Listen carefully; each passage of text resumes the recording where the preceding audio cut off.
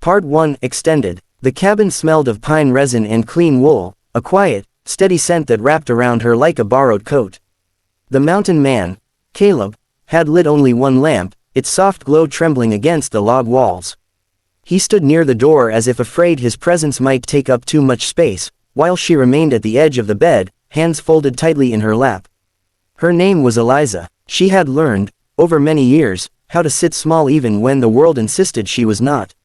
The journey up the mountain had been long, each step echoing with the voices she carried from town, laughter that followed her like stones thrown from behind. They had said no man would choose her unless he had no other choice. They had been right, she thought. Caleb lived where no one else wanted to, and she had been sent where no one else would take her. She kept her eyes on the floorboards, tracing the dark knots in the wood. Her dress, plain and mended too many times, rustled softly when she shifted. This was their first night as husband and wife, though the word wife still felt like a costume that didn't fit.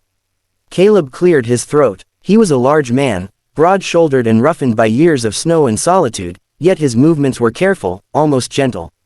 "You don't have to be afraid," he said, voice low, like wind moving through trees. "Nothing will happen you don't want." She nodded, though fear wasn't quite the right word. It was expectation that pressed on her chest, the expectation of disappointment, of being tolerated at best, endured at worst.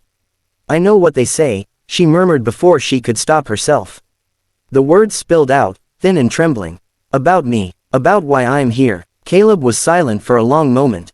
Then he crossed the room, not toward the bed, but to the small table where she had set her bag earlier. He picked up the scarf she had knitted on the journey, uneven stitches, but warm, and turned it over in his hands as if it were something precious.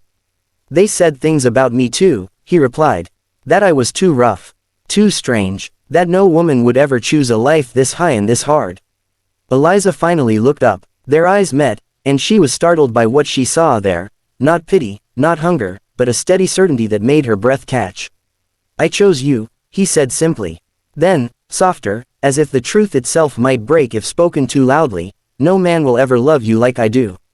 The words landed not as a claim, but as a promise. She felt something loosen inside her, a knot she hadn't known how to untie.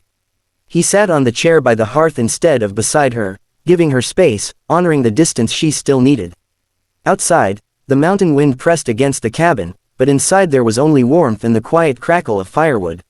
For the first time in her life, Eliza wondered, just barely, what it might feel like to be seen not as a burden, but as someone worth waiting for.